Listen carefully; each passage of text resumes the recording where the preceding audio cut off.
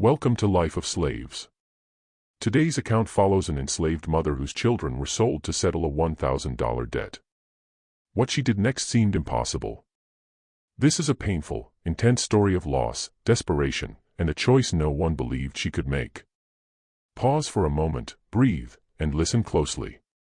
Before we start, be sure to subscribe to the channel and comment below which city and country you're listening from. Your engagement helps ensure these stories are remembered, not buried. Let's begin. In Adams County, Mississippi, October 1855, a white plantation owner named Thomas Whitmore made a decision that would eventually destroy everything he had built. To pay a gambling debt of $1,000, he sold 3 children. But these were not just any children. They were his own flesh and blood, children he had fathered through the systematic rape of an enslaved woman named Celeste. He sold his own sons and daughter as if they were cattle, never imagining that the woman he had brutalized for over a decade would become the architect of his complete and utter ruin. This is a story about what happens when a man underestimates the woman he believes he owns. It is a story about patience, about cunning, and about a mother's love so powerful it burned through every obstacle placed before it. It is also a story about justice, though not the kind delivered by courts or laws. This is the story of Celeste, and how she brought a powerful white man to his knees without ever raising a weapon. To understand what happened in Adams County, you must first picture Mississippi in the 1850s. By then, cotton was king in the American South, and Mississippi sat at the very heart of that kingdom. The state possessed some of the richest soil in the region, especially along the Mississippi River, where centuries of flooding had left the land dark and fertile. Plantation owners carved out massive estates from this land, some spanning thousands of acres, all worked by enslaved people who had no rights, no freedom, and no legal protection from whatever cruelty their masters chose to inflict. Adams County was among the oldest and wealthiest counties in the state. The county seat, Natchez, was home to more millionaires per capita than almost anywhere else in the United States. These were men who had built their fortunes on the backs of enslaved laborers, men who lived in grand, columned mansions while the people who made their wealth possible lived in rough wooden cabins with dirt floors. The social hierarchy was rigid and absolute, white planters at the top, followed by white overseers and merchants, then poor whites who owned no slaves, and at the very bottom, treated as property rather than people, the enslaved. Thomas Whitmore was not one of Adams County's great planters, but he desperately wanted to be. His family had arrived in Mississippi in the 1820s, purchasing a modest 400-acre property they called Whitmore Hall. It was not a grand estate by local standards, but it was respectable. Thomas inherited the property in 1841 after his father died of yellow fever, and from the beginning, he was consumed by a desire to expand, to grow, to join the wealthy elite whose approval he craved. The problem was that Thomas Whitmore possessed expensive tastes and very little business sense. He gambled heavily on horse races and card games. He invested in ventures that collapsed. He bought things he could not afford to impress people who looked down on him anyway. By the early 1850s, Whitmore Hall was mortgaged to the limit, and Thomas was drowning in debt, a fact he hid from everyone, including his wife, Margaret. Margaret Whitmore came from a family with more social standing than money, which made her a perfect match for Thomas in one sense and a disaster in another. She brought respectability but no fortune.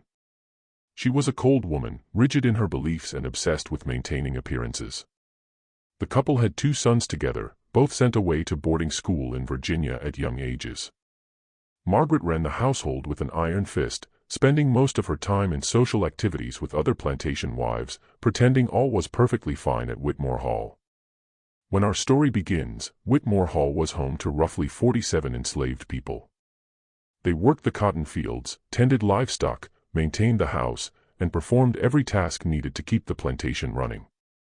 Among them was a woman named Celeste. Celeste had been born around 1822 on a Virginia plantation. She never knew her father.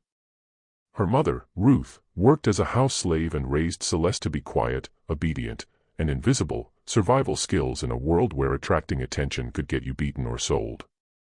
When Celeste was 12, her mother was sold to a trader heading south to pay her master's debts. Celeste never saw her again. Sold separately to a family moving to Mississippi, and changing hands twice more, she ended up at Whitmore Hall in 1837, at about 15 years old. Thomas Whitmore noticed her immediately. Celeste was what slave traders of that era called a fancy girl, a term that should make your skin crawl, but one used openly and commonly in the antebellum South. It referred to enslaved women and girls considered attractive by white standards, often purchased specifically for sexual exploitation. Celeste had light brown skin, indicating mixed ancestry, and features Thomas Whitmore found appealing. Within months of her arrival, he began visiting her cabin at night. There was no courtship, no seduction, only power and violence. Thomas Whitmore raped Celeste for the first time when she was 15, and he continued to assault her regularly for the next 18 years. This was not unusual in the antebellum South. Historians estimate that by the Civil War, most enslaved people in America had some European ancestry, a statistic that speaks to the epidemic of sexual violence white men perpetrated against black women for generations. Masters held total legal control over enslaved women's bodies. No law recognized the rape of an enslaved woman as a crime. In the eyes of the law, Celeste was property, and Thomas Whitmore could do whatever he wanted with what he owned. Celeste's first child, a boy she named Samuel, was born in 1843. The baby's skin was noticeably lighter than Celeste's, and his features bore an unmistakable resemblance to Thomas Whitmore. Everyone on the plantation knew whose child Samuel was, the other enslaved people, the white overseers, even Margaret Whitmore, though she never spoke of it directly. This was another ugly reality of plantation life that everyone understood but no one discussed openly. Mixed-race children fathered by white masters were everywhere, living proof of a systematic sexual exploitation that polite society pretended did not exist. 3 years later, in 1846, Celeste gave birth to a daughter she named Eliza. In 1850, she had another son, Isaiah. All three were Thomas Whitmore's children. All three were born into slavery and raised by Celeste alone in a small cabin behind the main house, while their father lived in comfort a few hundred yards away and pretended they did not exist. Celeste did everything she could to protect her children and give them what small joys were possible within their brutal existence. She sang to them at night. She told them stories of a world where people could go wherever they wanted and do whatever they chose. She taught them to be careful, to stay out of sight, to never give any white person a reason to notice them. She also watched them constantly for any sign that Thomas Whitmore might turn his attention to Eliza the way he had to her, a fear that haunted many enslaved mothers, knowing their daughters could be victimized just as they had been, with no power to stop it. By 1855, Samuel was 12 and already working in the fields, tall for his age, strong, a good worker who kept his head down. Eliza was 9, a quiet girl who helped with domestic work in the main house and had learned, like her mother, to be invisible. Isaiah was 5, still young enough to play with the other children, still innocent enough to smile and laugh despite the world he was born into. Celeste loved them with a ferocity that sometimes frightened her. They were the only good things in her life, the only things truly hers. She would have died for them without hesitation. She would have killed for them if she had to. But she never imagined she would have to watch them be taken from her, sold like animals to strangers while their own father counted the money. The trouble began in the summer of 1855. Thomas Whitmore had racked up a gambling debt he could not pay. He owed $1,000 to a cotton broker from Natchez named Crawford, a man not known for patience. Crawford had given Whitmore multiple extensions, but his patience had run out. He wanted his money, and he made clear that if he did not get it, he would start talking publicly about Whitmore's debts. In the social world of Adams County, where reputation was everything, this threat was almost as frightening as physical violence. Whitmore was desperate. He had already borrowed all he could. He had sold off parcels of land until nothing remained to sell without losing the plantation itself. That year's crops had been mediocre, not enough to cover operating expenses, let alone pay his debts. He needed $1,000, and he needed it fast. The solution, when it came to him, was brutally simple: he would sell some of his slaves. Slave sales were common in the antebellum South, as common and unremarkable as selling livestock. Every southern city had slave markets where human beings were bought and sold openly. Natchez had one of the largest in the region, located at a place called Forks of the Road, where hundreds of enslaved people were sold each month. Prices varied by age, health, skills, and other factors.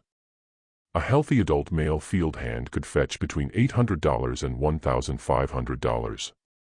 Women typically sold for less unless they were skilled domestics or young and attractive, in which case they might command premium prices for obvious and horrifying reasons. Children were generally worth less than adults, but a healthy child who could grow into a productive worker was still valuable merchandise. Thomas Whitmore knew exactly which slaves he would sell. Samuel was strong and healthy, already capable of real field work. He would fetch a good price. Eliza was young but pretty, domestically trained, the kind of girl who would appeal to certain buyers. Isaiah was young, but young children often sold in lots or to buyers looking for long-term investments. Together, the three might bring more than enough to cover his debt to Crawford. The fact that these children were his own flesh and blood apparently gave him no pause. Perhaps he had never truly thought of them as his children. Perhaps he had spent so many years denying their existence that he had convinced himself they meant nothing. Perhaps he was simply so desperate, so terrified of social ruin, that he was willing to do anything to save himself. Whatever his reasoning, Thomas Whitmore made his decision, and on a cool October morning in 1855, he set it in motion. Celeste knew nothing of what was coming. She woke before dawn, as always, and began her work in the kitchen.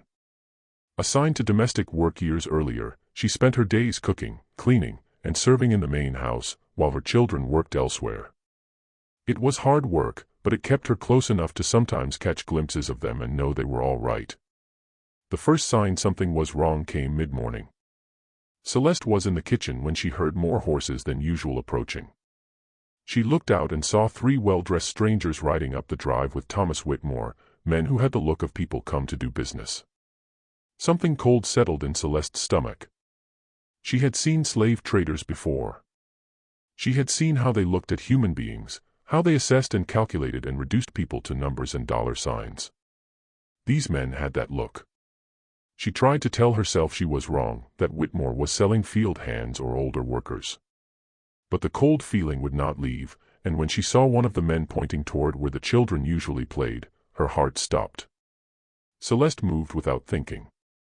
She ran from the kitchen toward the slave quarters, ignoring shouts behind her, driven only by the desperate need to reach her children.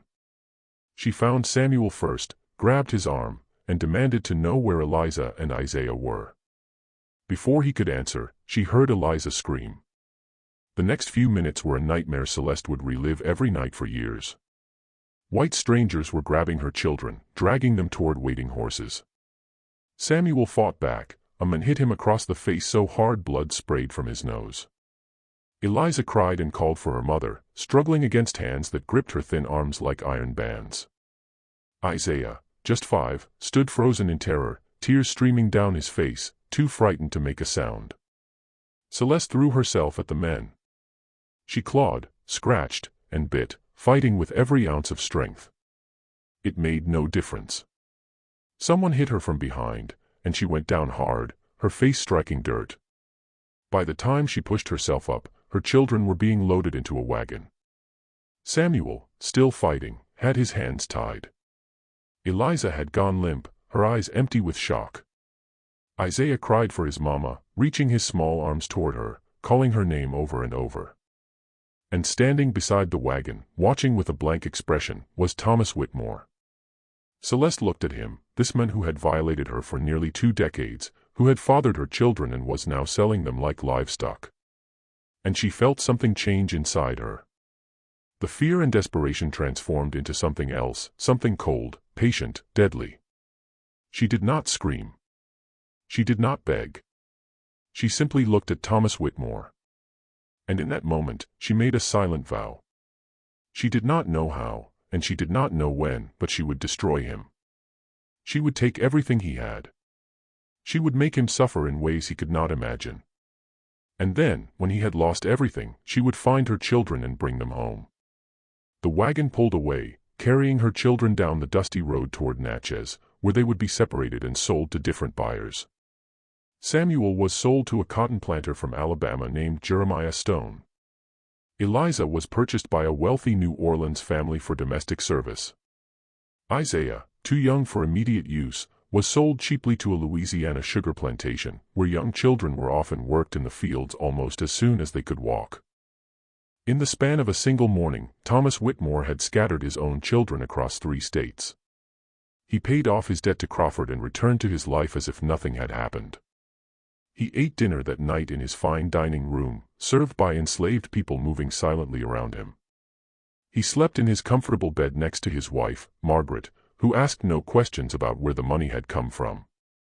He woke the next morning and went about his business, never giving a second thought to the children he had sold or the woman whose life he had just destroyed. But Celeste was already planning. In the days after the sale, Celeste moved through her duties like a ghost. She cooked, cleaned, and served just as she always had. She responded when spoken to and obeyed every command. To anyone watching, she appeared a woman who had accepted her loss, resigned to her reality. This was exactly what she wanted them to see. Inside, her mind worked constantly, turning over plans and possibilities, searching for weaknesses to exploit. She had no power, no money, no legal rights. She was property, under constant surveillance by white people who could punish any perceived disobedience. Any plan had to be executed with perfect patience and absolute secrecy. One mistake, one suspicious move, and she would be sold away herself, or beaten until she could no longer think clearly. The first thing Celeste needed was information. She needed to understand Thomas Whitmore's weaknesses, his secrets, the things he kept hidden. She needed leverage that would allow a powerless enslaved woman to bring down a white plantation owner in a society designed to make such a thing impossible. Working in the main house gave her opportunities field slaves did not have. She was in and out of rooms all day, cleaning, cooking, serving. She overheard conversations not meant for her ears. She saw documents left on desks, letters arriving in the mail, visitors coming and going. Most enslaved house workers learned to be selectively deaf and blind to protect themselves. Celeste did the opposite. She began paying attention to everything. At first, she did not know what she was looking for. She gathered information almost randomly, memorizing names, numbers, and snippets of conversation without knowing what any of it meant.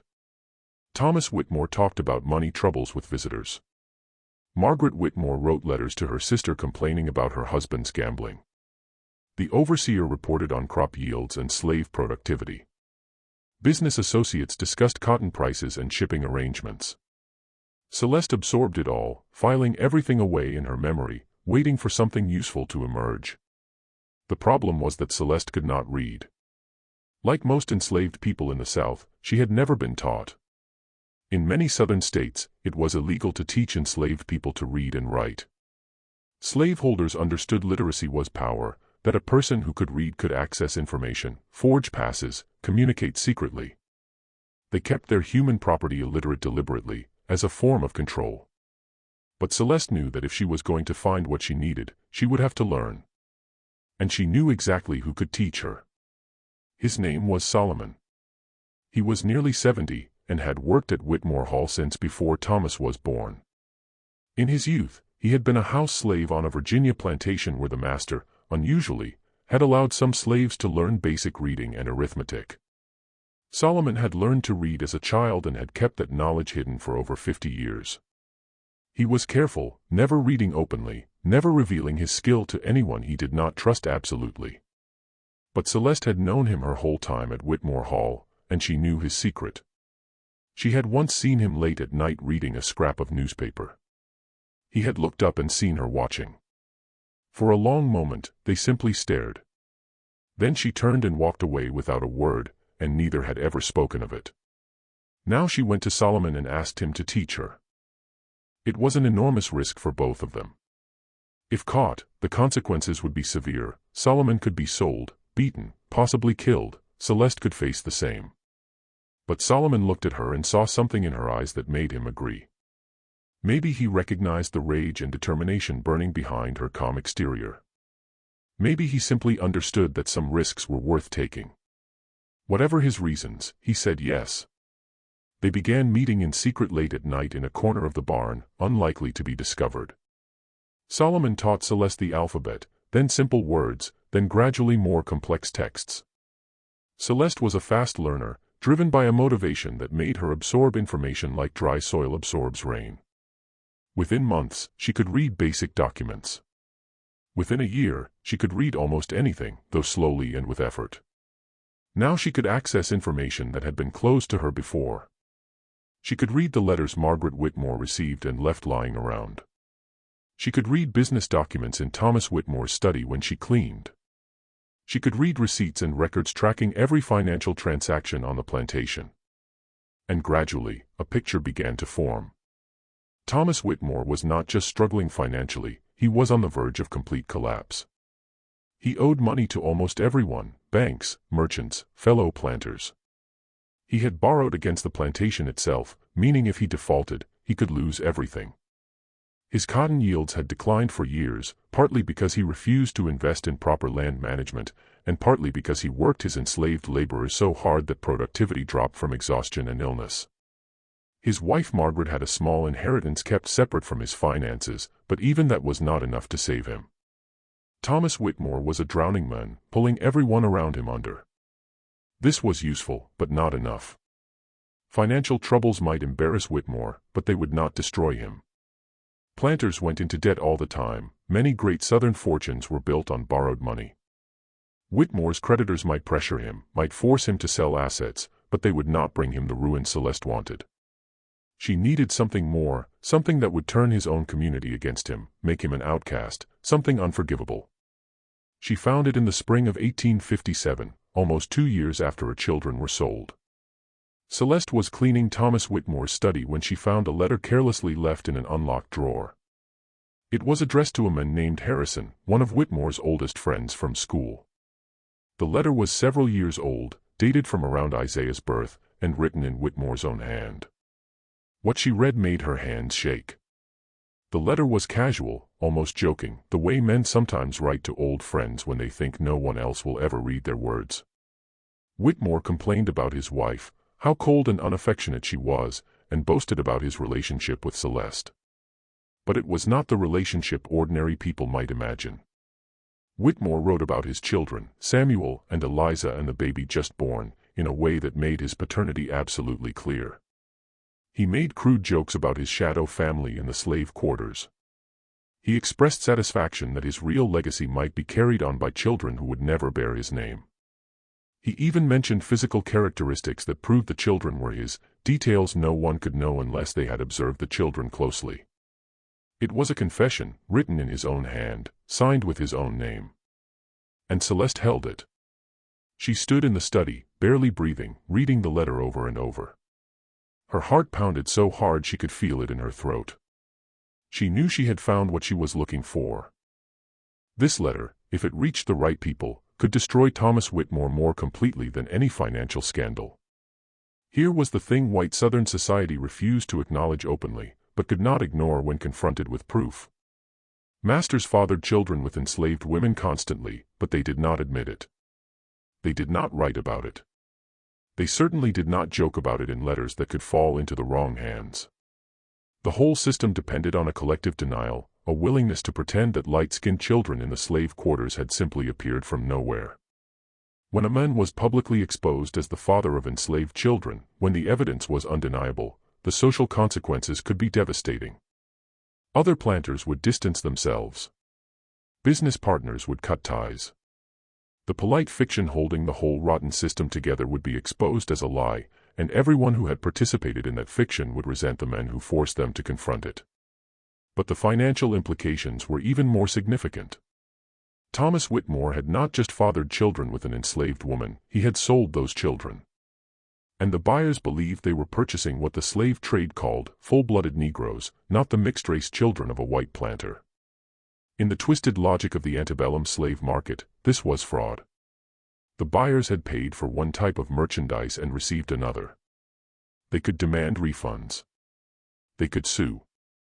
They could accuse Whitmore of deliberately misrepresenting what he sold. This was not about morality. Morality had nothing to do with how the South operated. This was about money and reputation, the only things that truly mattered to men like Thomas Whitmore. And Celeste had just found the weapon that would take both away from him. But she could not act yet. She needed to plan carefully. She needed more evidence, and she needed to figure out how to expose Whitmore without getting herself killed. So she carefully placed the letter back in the drawer exactly as she found it and returned to her work. She gave no sign anything had changed. She cooked dinner that night as always, cleaned the dishes, went to her cabin, lay in the darkness staring at the ceiling, and began to plan. Over the next several months, Celeste gathered more evidence. She found Margaret Whitmore's diary, containing pages of anguished entries about her suspicions regarding her husband and that woman. Margaret had never confronted Thomas directly, never spoken about it openly, but she had written everything down. She described the children in the slave quarters who looked so much like her husband. She wrote about finding Thomas leaving Celeste's cabin late at night. She documented her humiliation and rage, all in her own handwriting, a record that corroborated the letter to Harrison. Celeste also saved small items that could serve as physical evidence: locks of hair from Samuel and Eliza she had kept from when they were babies, a small toy Thomas had carved for Samuel when the boy was very young, before Whitmore had hardened himself to his children's existence. These things alone proved nothing, but combined with the written evidence, they created a picture difficult to deny. The final piece of her plan involved the buyers who had purchased her children. Celeste needed to find out who they were and where they had taken Samuel, Eliza, and Isaiah. This information was not easy to obtain. Slave sales were often poorly documented, and sellers had no obligation to tell enslaved parents anything. But Celeste listened carefully whenever business was discussed in the house, and she eventually pieced together the basic facts. A planter from Alabama named Stone had bought Samuel, a New Orleans family named Beaumont had purchased Eliza, and Isaiah had been sold to a sugar operation in Louisiana, though she could not discover the exact location. Now she had the evidence, and she knew who had her children. The question was how to use what she had learned. Celeste could not simply mail the letter and diary pages to the buyers herself. She could not read and write in any way that would allow her to communicate directly with white people. Even if she could, no one would believe accusations coming from an enslaved woman. They would assume she was lying, or simply not care. She needed someone else to deliver the information, someone whose word would be taken seriously. She found that person in the fall of 1857. His name was James Crawford, the same cotton broker to whom Thomas Whitmore had owed $1,000 2 years earlier. Crawford was not a moral man. He bought and sold cotton produced by slave labor and had no qualms about the institution that made his business possible. But he was a businessman, and he had a businessman's contempt for people who cheated, lied, and failed to pay their debts. He still resented Whitmore for stringing him along for months before finally getting his money, and he was always looking for information that could give him an advantage over competitors and debtors. Celeste took an enormous risk. She approached Crawford when he visited the plantation on business, waiting until she found him alone, and told him she had information about Thomas Whitmore that would be worth a great deal to the right people. Crawford was suspicious at first, but Celeste was careful. She did not reveal everything at once. She gave him just enough to pique his interest, hinting at scandal and fraud without spelling out details. She told him Whitmore had sold children under false pretenses and that the buyers would be very interested to learn the truth about what they had purchased. Crawford was intrigued. He did not trust Celeste, but he recognized she might be telling the truth. He agreed to investigate and told her that if her information proved accurate, he would make sure it reached the people who needed to know. Over the next few weeks, Crawford did his own research. He contacted the buyers who had purchased Samuel, Eliza, and Isaiah, asking casual questions about their purchases and whether they were satisfied. He examined sales records and noted the descriptions of the children provided. Then, when he had confirmed enough to believe Celeste's story, he came back and asked for the evidence. Celeste gave him copies of the letter and the diary pages, which she had painstakingly reproduced by hand during late nights in the barn, practicing the writing skills Solomon had taught her. She gave him the locks of hair and the small carved toy, and told him everything she knew about Thomas Whitmore's relationship with her and with the children he had fathered and sold. Crawford took the information and disappeared from Whitmore Hall. For weeks, Celeste heard nothing. She continued her work, giving no sign anything was different, waiting and hoping her plan would work. She did not know if Crawford would follow through, if the evidence would be enough, if she would even survive long enough to see the results of what she had set in motion. Then, in early 1858, everything began to fall apart for Thomas Whitmore. The first sign came in the form of a letter. It arrived at Whitmore Hall on a cold January morning, addressed to Thomas Whitmore and marked urgent. Celeste was serving breakfast when Whitmore opened it, and she watched his face carefully while pretending to arrange dishes on the sideboard. She saw the color drain from his cheeks. She saw his hands tremble. She saw him read the letter twice, then a third time, as if he could not believe what was written. The letter was from Jeremiah Stone, the Alabama planter who had purchased Samuel nearly 3 years earlier. Stone did not waste words. He wrote that he had recently received disturbing information about the boy he had bought from Whitmore. He had been told Samuel was not, as Whitmore had represented, the child of 2 enslaved parents, but was in fact the illegitimate son of Whitmore himself. Stone demanded an explanation. He also demanded a full refund of the $400 he had paid, plus compensation for expenses incurred in housing and feeding what he called damaged goods. Thomas Whitmore put down the letter and stared at nothing. His wife Margaret asked what was wrong. He told her it was nothing, just a business matter. But Celeste could see the fear in his eyes. She could see him beginning to understand that something terrible was happening, something he could not control. Over the next few weeks, more letters arrived. The Beaumont family in New Orleans, who had purchased Eliza, wrote with similar accusations and demands. They were even angrier than Stone. They had bought Eliza to serve in their household, attend their daughters, help with domestic work. Now they had learned she was the half-sister of their own children's playmates, the daughter of a white man who had sold his own flesh and blood. The social implications horrified them. What if someone found out? What if their friends learned they had an enslaved girl in their house who shared blood with the white planter class? They wanted their money back immediately, and they wanted Whitmore to take the girl back before the scandal could spread. The sugar plantation in Louisiana that had purchased Isaiah did not bother with letters. They sent a representative directly to Adams County, a hard-faced man who arrived at Whitmore Hall and demanded to speak with Thomas privately. Celeste did not hear what was said, but she saw Whitmore afterward. He looked like a man who had just been told he was dying. The news spread through Adams County like wildfire. James Crawford, true to his nature, had not kept the information to himself. He shared it with business associates, who shared it with friends, who shared it with wives, who spread it through every parlor and drawing room in Natchez. Within weeks, everyone knew Thomas Whitmore had fathered children with an enslaved woman. Thomas Whitmore had sold those children to unsuspecting buyers. Thomas Whitmore had committed fraud, had lied, had violated the unwritten codes governing how such things were supposed to be handled. The reaction was swift and merciless. This was not about morality. Nobody in Adams County cared that Whitmore had raped an enslaved woman for 18 years, that was common enough to be unremarkable. Nobody even cared particularly that he had fathered children with her, that too was common, though it was supposed to remain unacknowledged. What they cared about was the fraud. What they cared about was the public exposure.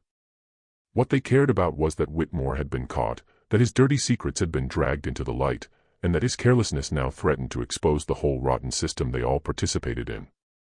The other planters began distancing themselves from Whitmore almost immediately. Men who had dined at his table and hunted on his land suddenly found reasons to be unavailable when he called. Invitations to social events stopped arriving. When Whitmore appeared at church on Sunday, people moved away as if he carried a disease. His wife Margaret sat rigid and pale in their pew, enduring stares and whispers, her face a mask of humiliation. The financial consequences followed close behind.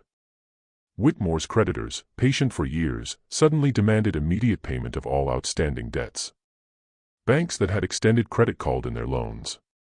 Business partners willing to overlook his gambling and mismanagement now wanted nothing to do with him. Within 3 months, Thomas Whitmore went from a struggling but respectable planter to a pariah who could not borrow money from anyone. The buyers of his children made good on their threats. Jeremiah Stone filed a lawsuit in Alabama demanding not only a refund, but additional damages for fraud and misrepresentation. The Beaumont family did the same in Louisiana. The sugar plantation joined the legal action. Suddenly, Thomas Whitmore faced litigation in 3 different states, with potential judgments far exceeding anything he could pay. But the worst blow came from inside his own house. Margaret Whitmore had spent years pretending not to know about her husband's relationship with Celeste. She had buried suspicions, swallowed humiliation, maintained the facade of a respectable marriage because that was what women of her class and time were expected to do. But now her private shame had become public knowledge. Everyone knew, her friends, her family. Her children away at school in Virginia would eventually hear the gossip. Everything she had worked so hard to hide had been exposed, and she was forced to confront a truth she had spent years denying. Margaret did not handle it well. In the spring of 1858, she began showing signs of what people then called a nervous collapse. She stopped eating. She stopped sleeping. She would sit for hours staring at nothing, or fly into sudden rages, screaming at servants and throwing things. She became obsessed with the idea that everyone was laughing at her, that she had become a joke, that her entire life had been a lie. Her sister came from Virginia to care for her, but Margaret only grew worse. By summer, she had stopped speaking coherently. She would mutter to herself about children and blood and lies, and sometimes laugh for no reason at all. In August 1858, Margaret Whitmore's family had her committed to the Mississippi State Lunatic Asylum in Jackson. She would spend the rest of her life there, never recovering her sanity, never returning home. The woman who had spent so many years maintaining appearances had finally been destroyed by the truth she refused to face. Thomas Whitmore was now alone. His wife was gone. His legitimate sons, informed of the scandal, refused to communicate. His friends had abandoned him. His creditors circled like vultures, and the lawsuits from Alabama, Louisiana, and Sugar Country ground forward, promising to take whatever he had left. Celeste watched all this from the shadows. She continued her work in the house, cooking, cleaning, serving, giving no sign she had any connection to the catastrophe engulfing her master. If anyone suspected she was responsible, they did not say so. The idea that an enslaved woman could orchestrate such a complex scheme of destruction would have seemed absurd to most white people of the time. They could not imagine that someone they considered property could be capable of such intelligence, patience, ruthless determination. But Celeste was not finished yet. In the fall of 1858, Whitmore Hall was put up for sale to satisfy Thomas Whitmore's debts. The plantation, the house, the equipment, and all the enslaved people were to be auctioned to the highest bidder. This was the moment Celeste had been waiting for, but also the moment of greatest danger. If sold to a new owner, she might end up anywhere, taken far from Mississippi, far from any hope of finding her children, separated from everything she had worked for over the past 3 years.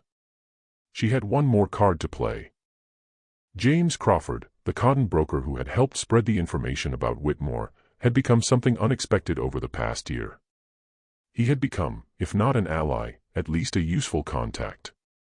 Crawford had profited handsomely from Whitmore's downfall, buying up his debts at a discount and positioning himself to acquire choice pieces of the Whitmore estate at auction. He was not a good man, but he was a practical one. And Celeste had proven herself a valuable source of information. She approached Crawford one last time a few weeks before the auction.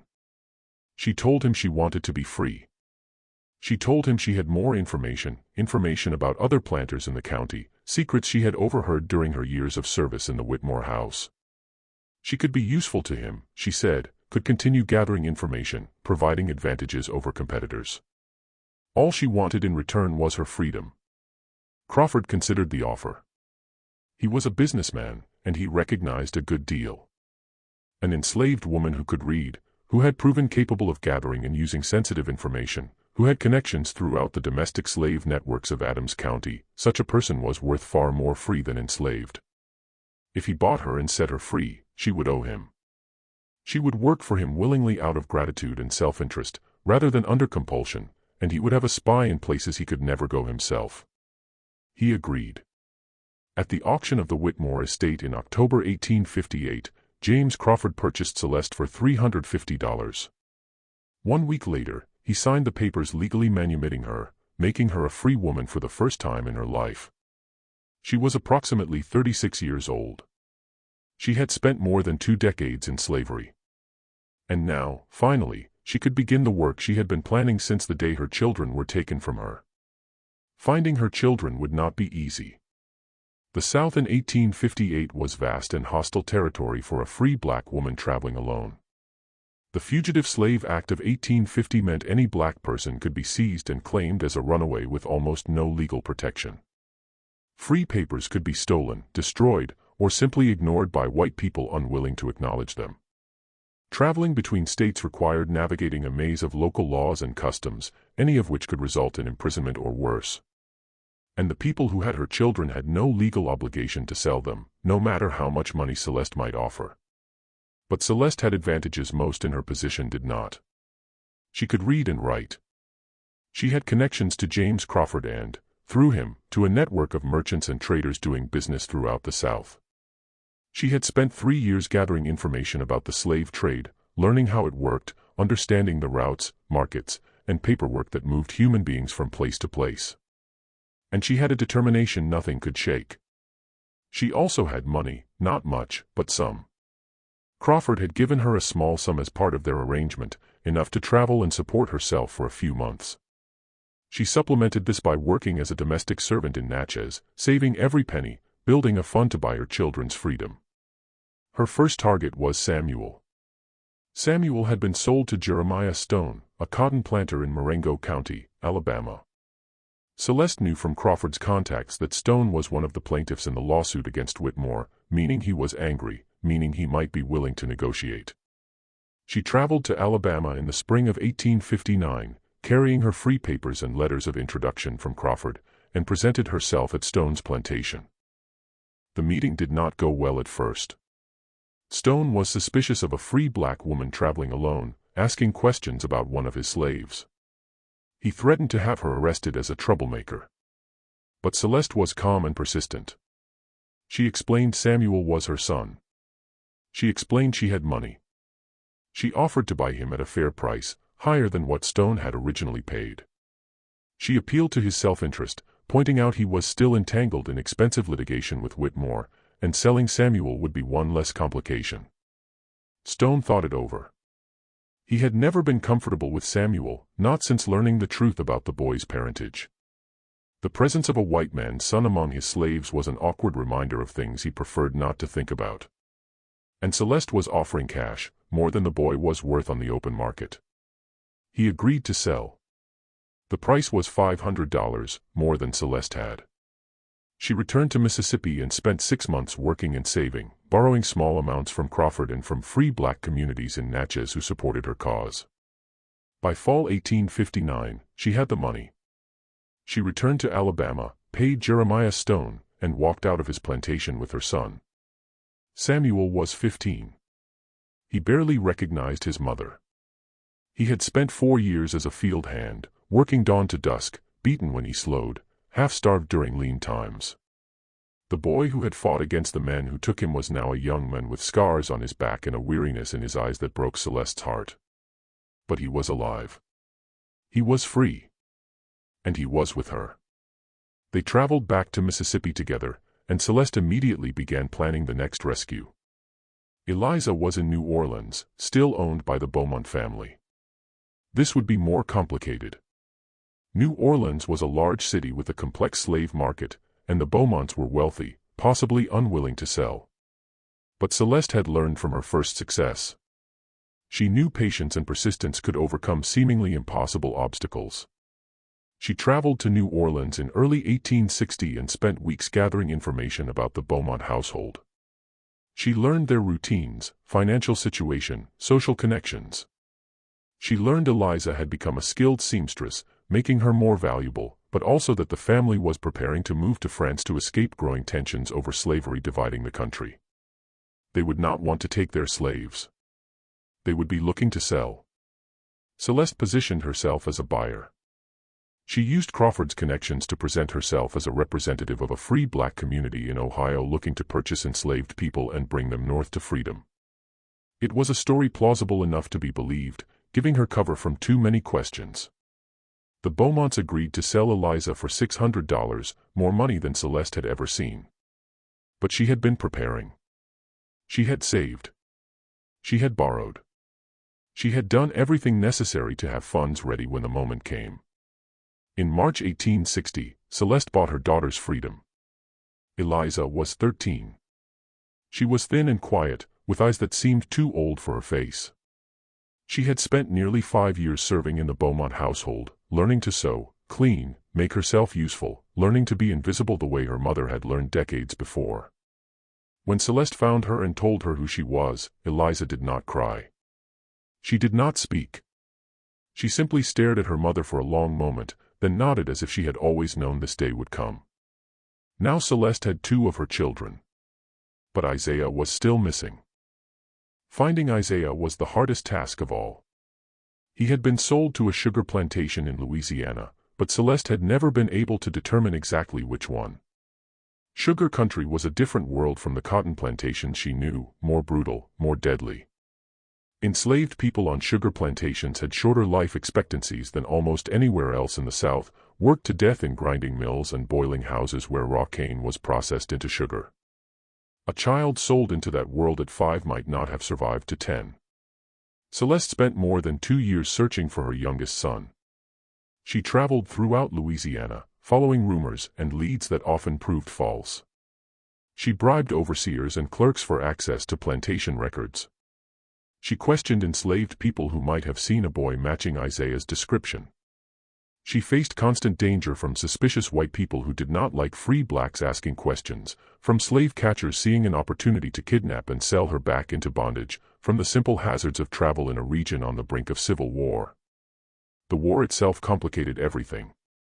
When Confederate forces fired on Fort Sumter in April 1861, the South erupted into chaos. Travel became dangerous and unpredictable. The networks Celeste had relied on for information were disrupted. Many who had helped her were now focused on survival rather than the concerns of one woman searching for her child. But Celeste did not give up. She could not give up. She had not come this far, had not destroyed a powerful white man, freed herself, rescued 2 of her children, only to abandon the third. Isaiah was out there somewhere, and she would find him or die trying. She found him in the spring of 1863. Isaiah was on a plantation called Belter, about 50 miles west of New Orleans. He was 12 years old. He had survived 8 years in the sugar fields, remarkable in itself. But survival had come at a cost. Isaiah was small for his age, malnourished and scarred. He walked with a limp from an old injury that had never healed properly. And when Celeste finally found him and told him who she was, he did not know her. He had been 5 when taken. He had no memory of his mother's face, her voice, the songs she used to sing. For Isaiah, Celeste was a stranger, a woman appearing out of nowhere, claiming to be family. He was suspicious, frightened, angry all at once. But Celeste was patient. She had spent years being patient. She could wait a little longer. The purchase of Isaiah's freedom was different because of the war. Belter was in Union-occupied territory by spring 1863, and the Emancipation Proclamation had theoretically freed all enslaved people in Confederate states. But reality on the ground was more complicated. Many enslaved people were still held by masters refusing to acknowledge the proclamation. Many others had fled to Union lines, living in contraband camps, free in name but struggling to survive. The legal status of people like Isaiah was unclear, and plantation owners were doing everything to maintain control over their workforce. Celeste did not try to buy Isaiah. Instead, she went to Union officers administering the region and told them her story. She showed her free papers and the papers for Samuel and Eliza. She told them about Thomas Whitmore, what he had done, the sale of his own children, the systematic fraud and cruelty that had defined his life. And she asked them to help her retrieve her son. The officers were moved by her story. Perhaps they recognized the propaganda value of a narrative illustrating the horrors of slavery so perfectly. Perhaps they were simply decent men wanting to do the right thing. Whatever their reasons, they sent soldiers to Belter and brought Isaiah out. Celeste held her youngest son for the first time in 8 years. He was stiff in her arms, uncertain, still unable to believe this was real. But she held him anyway, whispering that everything would be all right now. She told him she had been looking for him so long. She told him she would never let him go again. It took months for Isaiah to trust her. It took years for him to begin healing from what had been done. But Celeste was patient. She had always been patient. And slowly, carefully, she rebuilt the family Thomas Whitmore had tried to destroy. As for Whitmore himself, his story ended exactly as Celeste had planned. After the sale of his plantation and all his property, Thomas Whitmore was left with nothing. Lawsuits consumed whatever remained. Creditors took everything they could. He moved into a Natchez boarding house, living in a single room, drinking himself into oblivion day after day. The man who had once dreamed of being one of Mississippi's great planters was now a penniless drunk who could not walk down the street without people pointing and whispering. The war finished what Celeste had started. When Union forces occupied Natchez in 1863, Whitmore lost even the small income he had from investments in Confederate bonds. He was arrested briefly as a Confederate sympathizer, though he had never supported the Southern cause with more than words. After release, he returned to his boarding house and continued drinking. Thomas Whitmore died in 1864, alone in his rented room, from liver failure brought on by years of alcoholism. He was 52. Nobody came to his funeral except the minister, paid to say a few words over the grave. His legitimate sons, who had survived the war, did not attend. His wife Margaret was still alive in the asylum in Jackson, unaware her husband had died. Newspapers did not mention his passing. The man who had sold his own children for $1,000 died forgotten and unmourned, exactly as he deserved. Celeste outlived him by nearly 30 years. After the war, she settled in Ohio with her 3 children. Samuel became a carpenter, building houses for Cincinnati's growing black community. Eliza became a seamstress, as trained, eventually opening her own dress shop serving both black and white customers. Isaiah, despite his difficult start, learned to read and write and became a teacher, dedicating his life to educating black children denied the knowledge that could set them free. Celeste never remarried. She never fully trusted any man after what Thomas Whitmore had done. But she was not alone. She was surrounded by her children and eventually grandchildren, who called her Mama Celeste and listened to her stories about the old days, what slavery had been like, what she had done to survive and save those she loved. She told them about patience. She told them about the power of knowledge, how learning to read had given her weapons no one could take away. She told them the importance of remembering, of never forgetting what had been done to their people so it could never happen again. She did not often speak of revenge. But sometimes late at night, when grandchildren were asleep and it was just her and her adult children sitting together, she would smile a small, private smile and say there were many kinds of justice in this world. Some justice came from courts and laws. Some came from God. And some came from people who refused to accept they were powerless, who watched and waited and planned until the moment was right, and then brought down their enemies with nothing but truth, patience, and an unbreakable will. Celeste died in 1891 at about 69. She was buried in a Cincinnati cemetery, surrounded by children, grandchildren, and great-grandchildren. Her grave marker, paid for by her descendants, bore a simple inscription she had chosen herself. She found her children. By her death, Celeste had more than 20 living descendants. Every single one was free. Every single one knew the story of how their ancestor had been enslaved, violated, watched her children sold away. And every single one knew how she had responded, not with violence, not with despair, but with intelligence, patience, and a love so powerful it could not be defeated by any cruelty the world could devise. Thomas Whitmore had believed he could do anything to Celeste because she was his property, because the law said she had no rights, because the entire structure of Southern society was built to protect men like him and crush women like her. He was wrong.